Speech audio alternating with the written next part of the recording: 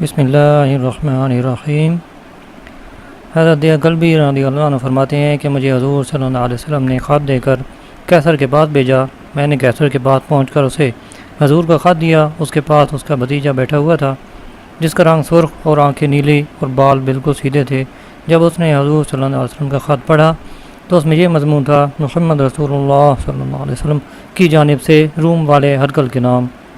حضرت فرماتے ہیں اتنا پڑھ کر اس کا بھتیجا زور سے غرایا اور گرج کر کہا کہ یہ خط آج ہرگز نہیں پڑھا جائے گا۔ کیسر نے پوچھا کیوں؟ اس نے کہا اس وجہ سے کہ ایک تو اس نے خط اپنے نام سے شروع کیا ہے اور دوسرے یہ کہ آپ کو روم والا لکھا ہے، شاہ روم نہیں لکھا۔ کیسر نے کہا نہیں، تمہیں یہ خط ضرور پڑھنا پڑے گا۔ جب اس نے سارا خط پڑھ کر سنا دیا اور تمام درباری کیسر کے پاس چلے گئے تو کیسر نے مجھے اپنے پاس بلایا اور جو پادری مدار المہام اور خاص مشیر تھا اسے پیغام بھیج کر بلایا۔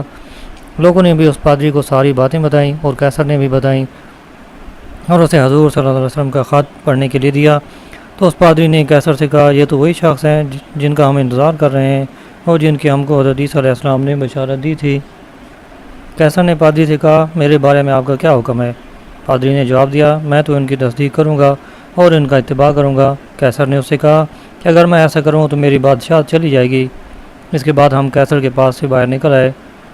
حضرت ابو سفیان ان دنوں تجارت کے لیے وہاں آئے ہوئے تھے۔ ان کو بلا کر کیسر نے ان سے یہ پوچھا کہ جو آدمی تمہارے ہاں ظاہر ہوا ہے وہ کیسا ہے؟ ابو سفیان نے جواب دیا ان کا خاندان ایسا اونچا ہے کہ کوئی خاندان اس سے بڑا ہوا نہیں ہے۔ کیسر نے کہا یہ نبوت کی نشانی ہے۔ پھر اس نے پوچھا کہ اس کی سچائی کس درجہ کی ہے؟ ابو سفیان نے جواب دیا کہ انہوں نے کبھی جھوٹ نہیں بولا۔ تو کیسر نے کہا یہ بھی نبوت کی نشانی ہے۔ پھر کیسر نے پوچھا ذرا یہ تو بتاؤ کہ تمہارے ساتھیوں میں سے جو ان سے جا ملتا ہے کیا وہ تمہاری طرف واپس آتا ہے؟ ابو سفیان نے کہا نہیں۔ کیسر نے کہا یہ بھی نبوت کی ایک علامت ہے۔ پھر کیسر نے پوچھا کہ جب وہ اپنے ساتھیوں کو لے کر جنگ کرتے ہیں تو کیا کبھی وہ پسپا بھی ہو جاتے ہیں؟ ابو سفیان نے کہا ہاں، ان کی قوم نے ان سے کئی مرتبہ جنگ کی ہے، کبھی وہ شکست دے دیتے ہیں، کبھی ان کو شکست ہو جاتی ہے۔ کیسر نے کہا یہ بھی نبوت کی نشانی ہے۔ حضرت کلبی فرماتے ہیں کہ پھر کیسر نے مجھے بلایا اور کہا اپنے ساتھی کو میرا پیغام پہنچا دینا کہ میں اچھی طرح جانتا ہوں کہ وہ نبی ہیں لیکن میں اپنی بادشاہت نہیں چھوڑ سکتا۔ حضرت کلبی فرماتے ہیں کہ پادری کا یہ ہوا کہ لوگ ہر اتوار کو اس کے پاس جمع ہوتے تھے اور وہ باہر ان کے پاس آ کر ان کو واضح و نصیحت کرتا تھا۔ اب جب اتوار کا دن آیا تو وہ باہر نہ نکلا اور اگلے اتوار تک وہ اندر ہی بیٹھا رہا۔ اس دوران میں اس کے پاس آتا جاتا رہا۔ وہ مجھ سے باتیں کیا کرتا اور مختلف سوالات کرتا رہتا۔ جب اگلا اتوار آیا تو لوگوں نے اس کے باہر آنے کا بڑا انتظار کیا لیکن وہ باہر نہ آیا بلکہ بیماری کا عذر کر دیا اور اس نے ایسا کئی مرتبہ کیا۔ پھر تو لوگوں نے اس کے پاس یہ پیغام بھیجا کہ یا تو تم ہمارے پاس باہر آؤ نہیں تو ہم زبردستی اندر آ کر تم کو قتل کر دیں گے۔ ہم لوگ تو تجھے اسی دن سے بدلا ہوا پاتے ہیں جب سے یہ عربی آدمی آیا ہے۔ تو پادری نے مجھ سے کہا میرا خط یہ لے لو اور اپنے نبی کو جا کر یہ خط دے دینا اور ان کو میرا سلام کہنا اور ان کو یہ بتا دینا کہ میں اس بات کی گواہی دیتا ہوں کہ اللہ کے سوا کوئی معبود نہیں ہے اور محمد صلی اللہ علیہ وسلم اللہ کے رسول ہیں، اور یہ بھی بتا دینا کہ میں ان پر ایمان لا چکا ہوں اور ان کو سچا مان چکا ہوں اور میں ان کا اتباع کر چکا ہوں، اور یہ بھی بتا دینا کہ یہاں والوں کو میرا ایمان لانا برا لگا ہے اور جو کچھ تم دیکھ رہے ہو وہ بھی ان کو پہنچا دینا۔ اس کے بعد وہ پادری باہر نکلا تو لوگوں نے اسے شہید کر دیا۔ بعض اہل علم کہتے ہیں کہ ہرقل نے حضرت کلبی سے فرمایا تمہارا بھلا ہو، اللہ کی قسم مجھے پورا یقین ہے کہ تمہارے حضرت اللہ کے بھیجے ہوئے نبی ہیں اور یہ وہی ہیں جن کا ہم انتظار کر رہے تھے، اور ان کا تذکرہ ہم اپنی کتاب میں پاتے ہیں، لیکن مجھے رومیوں سے اپنی جان کا خطرہ ہے۔ اگر یہ خطرہ نہ ہوتا تو میں ان کا ضرور اتباع کر لیتا۔ تم زغادر پادری کے پاس جاؤ اور اپنے حضرت کی بات ان کے سامنے رکھو کیونکہ ملک روم میں وہ مجھ سے بڑا ہے اور اس کی بات زیادہ چلتی ہے۔ چنانچہ حضرت کلبی نے اسے جا کر ساری بات بتائی تو اس نے حضرت کلبی سے کہا کہ اللہ کی قسم تمہارے حضرت واقعی اللہ کے بھیجے ہوئے نبی ہیں، ہم ان کو ان کی صفات اور ان کے نام سے جانتے ہیں۔ پھر وہ اندر گیا اور اس نے اپنے کپڑے اتارے اور سفید کپڑے پہنے اور باہر اہل روم کے پاس آیا اور کلمہ شہادت پڑھا۔ وہ سب اس پر پل پڑے اور اسے شہید کر دیا۔ حضرت سعید بن ابی راشد فرماتے ہیں کہ کبیرہ تنوخ کے جس آدمی کو ہرقل نے اپنا قاصد بنا کر حضور صلی اللہ علیہ وسلم کی خدمت میں بھیجا تھا، میں نے اس آدمی کو ہمس میں دیکھا۔ وہ میرا پڑوسی تھا، بہت بوڑھا، مرنے کے قریب پہنچ چکا تھا۔ میں نے اسے کہا کہ ہرقل نے حضور کو جو پیغام بھیجا تھا، اور پھر حضور صلی اللہ علیہ وسلم نے ہرقل کو جو جواب بھجوایا تھا، کیا آپ مجھے اس کے بارے میں نہیں بتاتے؟ اس نے کہا ضرور۔ حضور صلی اللہ علیہ وسلم تبوک تشریف لائے تھے اور آپ نے حضرت دھیہ کلبی کو ہرقل کے پاس بھیجا۔ جب حضور صلی اللہ علیہ وسلم کا خط ہرقل کو ملا تو اس نے روم کے چھوٹے بڑے تمام پادریوں کو بلایا اور ان کے اپنے دربار میں جمع کر کے سب دروازے بند کروا دیے، اور اس نے کہا یہ آدمی یعنی حضور صلی اللہ علیہ وسلم وہاں آ پہنچا ہے جہاں تم دیکھ رہے ہو یعنی تبوک میں، اور اس نے مجھے خط بھیجا ہے جس میں اس نے مجھے 3 باتوں کی دعوت دی ہے، یا تو میں اس کے دین کا اتباع کر لوں، یا ہم اسے جزیہ ادا کریں اور یہ ملک اور زمین ہمارے پاس رہے، یا ہم اس سے جنگ کے لیے تیار ہو جائیں۔ اللہ کی قسم تم آسمانی کتابوں کو پڑھ کر معلوم کر چکے ہو کہ یہ آدمی میرے قدموں کے نیچے کی زمین پر ضرور قبضہ کرے گا، اس لیے آؤ یا تو ہم اس کے دین کا اتباع کر لیں یا ہم اپنا ملک اور زمین بچا کر اس کو جزیہ دینے لگ جائیں۔ یہ سن کر وہ سب بیک آواز غرائے اور اپنے آپے سے باہر ہو کر اپنی ٹوپیاں اتار پھینکی اور کہنے لگے کہ تم ہمیں اس بات کی دعوت دیتے ہو کہ ہم نصرانیت کو چھوڑ دیں یا ہم اس عرابی کے غلام بن جائیں جو حجاز سے آیا ہے۔ جب ہرقل نے محسوس کیا کہ یہ لوگ اگر اسی حال میں باہر چلے گئے تو یہ اپنے ساتھیوں کو بغاوت پر آمادہ کر لیں گے اور ملک کا نظام درم برم کر دیں گے، تو اس نے ان سے کہا میں نے تم سے یہ بات صرف اس لیے کہی تھی تاکہ مجھے پتہ چل جائے کہ تم اپنے دین پر کتنے پکے ہو۔ اس کے بعد اس نے عرب کے تجیب قبیلہ کے اس آدمی کو بلایا جو عرب نصارہ کا حاکم تھا، اور اسے کہا کہ ایک آدمی میرے پاس لے کر آؤ جو بات یاد رکھ سکتا ہو اور عربی زبان جانتا ہو، اسے میں اس آدمی یعنی حضور صلی اللہ علیہ وسلم کے پاس خط کا جواب دے کر بھیجوں گا۔ چنانچہ وہ حاکم میرے پاس آیا، میں ہرقل کے پاس گیا، ہرقل نے مجھے حضور صلی اللہ علیہ وسلم کے نام خط دیا اور کہا کہ میرا خط اس آدمی کے پاس لے جاؤ اور اس کی باتوں کو غور سے سننا اور 3 چیزوں کو خاص طور سے یاد رکھنا۔ ایک تو اس کا خیال رکھنا کہ جو خط انہوں نے مجھے لکھا ہے اس کے بارے میں وہ کیا کہتے ہیں، دوسرے اس کا خیال رکھنا وہ میرا خط پڑھ کر رات کا ذکر کرتے ہیں یا نہیں، تیسرے ان کی پشت کی طرف غور سے دیکھنا کہ کیا ان کی پشت پر کوئی ایسی خاص چیز ہے جس سے تمہیں شک پڑے۔ چنانچہ میں ہرقل کا خط لے کر تبوک پہنچا تو حضور صلی اللہ علیہ وسلم ایک چشمہ کے کنارے اپنے صحابہ کے درمیان بیٹھے ہوئے تھے، تو میں نے پوچھا آپ لوگوں کے حضرت کہاں ہیں؟ مجھے بتایا گیا کہ یہی تو ہیں، تو میں چلتے چلتے آپ کے پاس جا کر سامنے بیٹھ گیا اور میں نے اپنا خط آپ کو دیا۔ آپ صلی اللہ علیہ وسلم نے فرمایا کیا تم اپنے باپ حضرت ابراہیم علیہ السلام کے دین میں داخل ہونا چاہتے ہو جو ہر غلط اور باطل سے پاک ہے؟ میں نے کہا میں ایک قوم کی طرف سے قاصد بن کر آیا ہوں اور اسی قوم کے دین پر ہوں، جب تک اس قوم کے پاس واپس نہ چلا جاؤں ان کے دین کو نہیں چھوڑ سکتا۔ اس پر آپ نے یہ آیت پڑھی جس کا ترجمہ ہے تو راہ پر نہیں لاتا جس کو تو چاہے، پر اللہ راہ پر لائے جس کو چاہے اور وہی خوب جانتا ہے جو راہ پر آئیں گے۔ اس کے بعد فرمایا اے تنوخی بھائی میں نے ایک خط نجاشی کو بھیجا تھا، اس نے میرا خط پھاڑ دیا، اس وجہ سے اللہ تعالیٰ اسے اور اس کے ملک کو پھاڑ دیں گے۔ بظاہر یہ نجاشی اور ہے، اور جو نجاشی حضور صلی اللہ علیہ وسلم کا خط پڑھ کر مسلمان ہو گئے تھے اور جن کی حضور صلی اللہ علیہ وسلم نے غائبانہ نماز جنات پڑھی تھی وہ اور ہیں۔ اور میں نے تمہارے بادشاہ قیصر کو بھی خط لکھا تھا، اس نے میرے خط کو سنبھال کر رکھا، اس لیے جب تک اس کی زندگی میں خیر مقدر ہے اس وقت تک لوگوں کے دلوں میں اس کا رعب رہے گا۔ میں نے اپنے دل میں کہا کہ ہرقل نے مجھے 3 باتوں کے خیال رکھنے کا کہا تھا، یہ ان میں سے ایک تو ہو گئی، اور میں نے اپنے دلکش میں سے تیر نکال کر فوراً اپنی تلوار کے نیام کی کھال میں تیر سے لکھ لیا۔ پھر حضور صلی اللہ علیہ وسلم نے وہ خط اپنی بائیں طرف والے ایک آدمی کو دیا۔ میں نے پوچھا یہ خط پڑھنے والے صاحب کون ہیں؟ لوگوں نے بتایا کہ یہ حضرت معاویہ ہیں۔ حضرت معاویہ خط پڑھنے لگے۔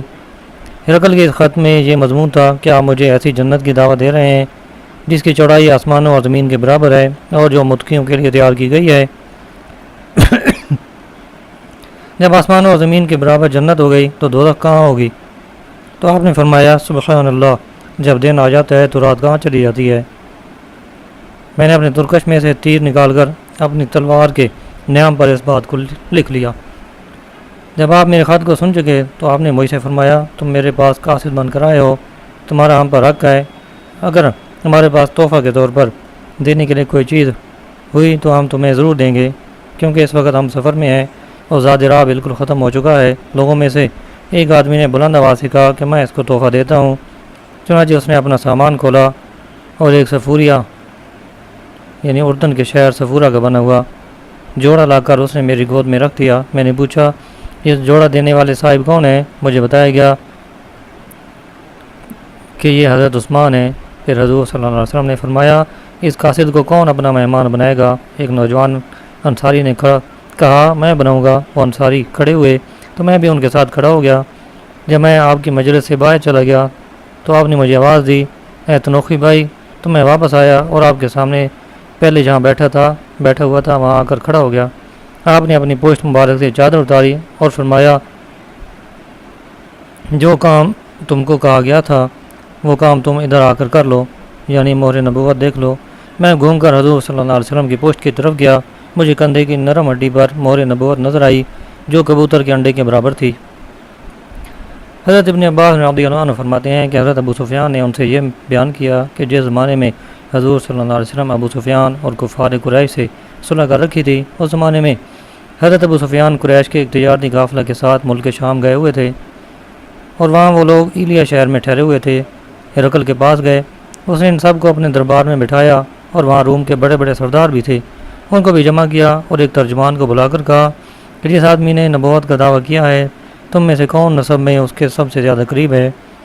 حضرت ابو سفیان فرماتے ہیں میں نے کہا میں نسب میں ان کے سب سے زیادہ قریب ہوں۔ تو ہرقل نے کہا اس آدمی کو میرے قریب کر دو اور اس کے ساتھیوں کو اس کے پیچھے قریب ہی بٹھا دو۔ پھر اس نے اپنے ترجمان سے کہا کہ ان سے کہو کہ میں نبوت کا دعویٰ کرنے والے آدمی کے بارے میں ان سے پوچھوں گا، اگر یہ مجھ سے غلط بیانی کرے تو تم فوراً ٹوک دینا۔ حضرت ابو سفیان فرماتے ہیں کہ اللہ کی قسم اگر مجھے یہ خطرہ نہ ہوتا کہ میرے ساتھی مجھے جھوٹا مشہور کر دیں گے تو میں حضور صلی اللہ علیہ وسلم کے بارے میں اس دن ضرور غلط بیانی سے کام لے لیتا۔ پھر ہرقل نے مجھ سے سب سے پہلے یہ سوال کیا کہ اس آدمی کا تمہارے میں نسب کیسا ہے؟ میں نے کہا وہ ہمارے میں بڑے نسب والا ہے۔ پھر اس نے پوچھا کیا اس سے پہلے تم میں کسی اور نے بھی یہ دعویٰ کیا ہے؟ میں نے کہا نہیں۔ پھر اس نے پوچھا کیا اس کے آبا و اجداد میں کوئی بادشاہ گزرا ہے؟ میں نے کہا نہیں۔ پھر اس نے پوچھا کہ کیا بڑے اور طاقتور لوگوں نے اس کا اتباع کیا ہے یا چھوٹے اور کمزور لوگوں نے؟ میں نے پوچھا چھوٹے اور کمزور لوگوں نے۔ پھر اس نے پوچھا ان کے ماننے والوں کی تعداد بڑھ رہی ہے یا گھٹ رہی ہے؟ میں نے کہا بڑھ رہی ہے۔ پھر اس نے پوچھا کہ کیا ان کے ماننے والوں میں سے کوئی ان کے دین میں داخل ہونے کے بعد ان کے دین کو برا سمجھ کر مرتد ہوا ہے؟ میں نے کہا نہیں۔ پھر اس نے پوچھا کیا اس دعویٰ کرنے سے پہلے تم لوگوں نے کبھی ان پر جھوٹ بولنے کا الزام لگایا تھا؟ میں نے کہا نہیں۔ پھر اس نے پوچھا کہ کیا کبھی وہ معاہدہ کی خلاف ورزی کرتے ہیں؟ میں نے کہا نہیں، لیکن آج کل ہمارا ان سے ایک معاہدہ چل رہا ہے، ہمیں پتہ نہیں ہے کہ وہ اس معاہدے کے بارے میں کیا کہیں گے۔ حضرت ابو سفیان فرماتے ہیں کہ میں ساری گفتگو میں حضور صلی اللہ علیہ وسلم کے خلاف اس جملہ کے علاوہ اور کوئی جملہ نہیں بڑھا سکا۔ پھر ہرقل نے پوچھا کیا کبھی تمہاری اس سے جنگ ہوئی ہے؟ میں نے کہا ہاں۔ اس نے کہا ان سے جنگ کرنے کا کیا نتیجہ نکلا؟ میں نے کہا برابر، کبھی وہ جیت جاتے ہیں اور کبھی ہم جیت جاتے ہیں۔ پھر اس نے پوچھا وہ تمہیں کن باتوں کا حکم دیتے ہیں؟ میں نے کہا وہ یہ کہتے ہیں کہ ایک اللہ کی عبادت کرو، اس کے ساتھ کسی کو شریک نہ ٹھہراؤ، اور تمہارے آبا و اجداد جو کہتے تھے اسے چھوڑ دو، اور وہ ہمیں نماز پڑھنے، سچ بولنے اور پاک دامنی صلہ رحمی کا خود حکم دیتے ہیں۔ اس نے ترجمان سے کہا کہ ان کو یہ کہو کہ میں نے تم سے ان کے نسب کے بارے میں پوچھا، تم نے بتایا کہ وہ لوگوں میں بڑے نسب والے ہیں اور تمام رسول اسی طرح اپنی قوم کے اعلیٰ نسب میں مبعوث ہوتے ہیں۔ میں نے تم سے پوچھا کیا اس سے پہلے تم میں سے کسی اور نے بھی یہ دعویٰ کیا ہے؟ تم نے بتایا کہ نہیں۔ تو میں نے دل میں کہا اگر ان سے پہلے کسی اور نے بھی یہ دعویٰ کیا ہوتا تو میں یہ کہتا کہ اس کی دیکھا دیکھی یہ بھی وہی دعویٰ کرنے لگ گیا ہے۔ میں نے تم سے پوچھا کہ کیا اس کے آبا و اجداد میں کوئی بادشاہ گزرا ہے؟ تم نے بتایا کہ نہیں۔ اگر ان کے آبا و اجداد میں کوئی بادشاہ گزرا ہوتا تو میں یہ کہتا کہ یہ آدمی اپنے باپ دادا کی بادشاہت حاصل کرنا چاہتا ہے۔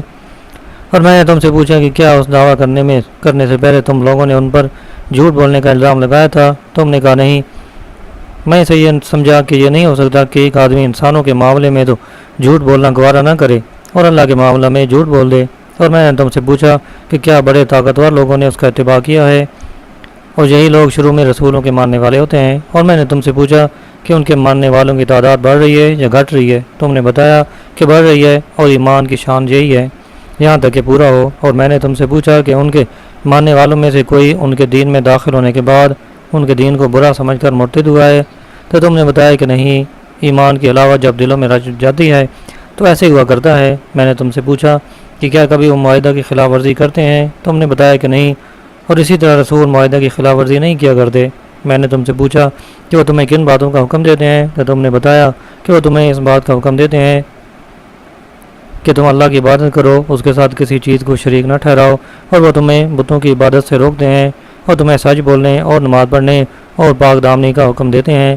یہ ساری باتیں جو تم نے کہی ہیں، اگر یہ سچ ہیں تو یاد رکھو کہ وہ اس جگہ کے بھی مالک ہو کر رہیں گے جو میرے دونوں قدموں کے نیچے ہے۔ مجھے یہ معلوم تھا کہ وہ ظاہر ہونے والے ہیں، لیکن میرا یہ خیال نہیں تھا کہ وہ تم لوگوں میں سے ہوں گے۔ اگر مجھے یہ معلوم ہوتا کہ میں ان تک پہنچ سکتا ہوں تو میں ان کی ملاقات کے لیے سارا زور لگا دیتا، اور اگر میں آپ کے پاس ہوتا تو آپ کے دونوں پیر دھوتا۔ پھر اس نے حضور صلی اللہ علیہ وسلم کا وہ خط منگوایا اور حضرت قلبی لے کر حضرت حاکم بصرہ کے پاس آئے تھے، اور حاکم بصرہ نے وہ خط ہرقل تک پہنچایا تھا۔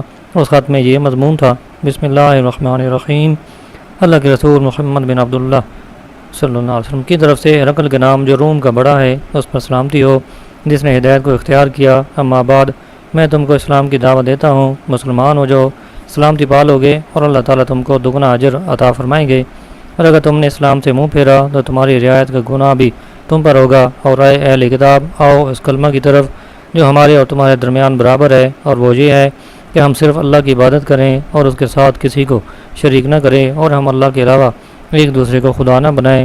اگر اہل کتاب اس دعوت سے منہ پھیر لیں تو اے مسلمانوں، تم کہہ دو کہ ہم تو یقیناً مسلمان ہیں۔ حضرت ابو سفیان فرماتے ہیں کہ جب وہ اپنی بات کہہ چکا اور خط سنا چکا تو اس کے مجلس میں ایک شور و شغب برپا ہو گیا، سب لوگ زور زور سے بولنے لگے۔ اس نے ہمیں مجلس سے باہر بھیج دیا۔ جب ہم باہر آئے تو میں نے اپنے ساتھیوں سے کہا کہ ابن ابی کبشہ کا معاملہ اتنا زوردار ہو گیا ہے کہ بنو الاصفر یعنی رومیوں کو بادشاہ بھی ان سے ڈرنے لگ گیا ہے۔ اس کے بعد مجھے پختہ یقین ہو گیا تھا کہ حضور صلی اللہ علیہ وسلم غالب ہو کر رہیں گے، حتیٰ کہ اللہ نے مجھے اسلام سے نواز دیا۔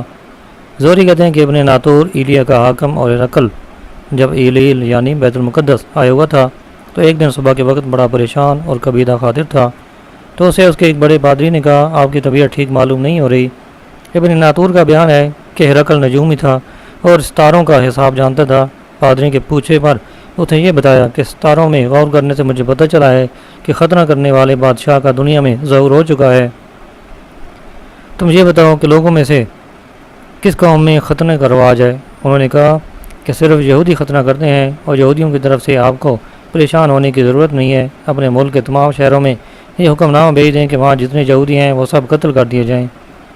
ان لوگوں میں ابھی یہ گفتگو ہو رہی تھی کہ اتنے میں غسان کے بادشاہ کا بھیجا ہوا قاصد آ پہنچا، اور اس نے ان کو حضور صلی اللہ علیہ وسلم کے بارے میں خبر دی۔ اس سے ساری خبر معلوم کر کے ان لوگوں سے یہ کہا کہ جاؤ اور پتہ کرو کہ اس قاصد نے ختنہ کرایا ہوا ہے یا نہیں۔ ان لوگوں نے تحقیق کرنے کے بعد ہرقل کو بتایا کہ اس نے ختنہ کرایا ہوا ہے۔ پھر ہرقل نے اس قاصد سے عربوں کے بارے میں پوچھا تو اس نے بتایا کہ عربوں میں ختنے کا رواج ہے۔ اس پر ہرقل نے کہا کہ یہ عرب قوم کے بادشاہ ہیں جن کا ظہور ہو گیا ہے۔ پھر ہرقل نے اپنے ایک ساتھی کو اس بارے میں خط لکھا جو رومیہ میں رہتا تھا اور علم نجوم میں اسی طرح ماہر تھا، اور خود ہرقل کی رائے سے پورا اتفاق کر رہا تھا کہ واقعی اس نبی کا ظہور ہو گیا ہے جو عرب قوم کا بادشاہ ہے۔ ہرقل نے حمص میں اپنے محل کے کھلے باغ میں روم کے بڑے سرداروں کو جمع کیا، پھر اس نے دروازے بند کرنے کا حکم دیا، چنانچہ تمام دروازے بند کر دیے گئے۔ پھر اس نے محل کے ایک جھروکے سے ان کے سامنے آ کر ان سے یہ کہا اے روم کے سردارو، کیا تم یہ چاہتے ہو کہ تم کو فلاح و بہبود اور ہدایت ملے اور تمہارے پاس تمہارا ملک باقی رہے؟ اگر تم یہ چاہتے ہو تو اس نبی کا اتباع کر لو۔ یہ سنتے ہی وہ سارے سردار بدک کر وحشی گدھوں کی طرح دروازوں کی طرف دوڑے، لیکن انہوں نے دیکھا کہ دروازے سارے بند ہیں۔ ہرقل نے جب ان سے اس طرح بھاگنا دیکھا اور وہ ان کے ایمان قبول کرنے سے نا امید ہو گیا تو اس نے حکم دیا کہ ان سب کو میرے پاس واپس لاؤ۔ چنانچہ وہ واپس آئے۔ اس نے ان سے کہا کہ میں نے تو یہ بات صرف اس لیے کہی تھی تاکہ مجھے پتہ لگ جائے کہ تم اپنے دین پر کتنے پختہ ہو، اور اب مجھے یقین آ گیا ہے کہ تم اپنے دین پر پکے ہو۔ اس پر وہ سب ہرقل کے آگے سجدہ میں گر گئے اور اس سے خوش ہو گئے۔ ہرقل کا قصہ کا آخری انجام یہی ہوا کہ وہ ایمان نہ لایا۔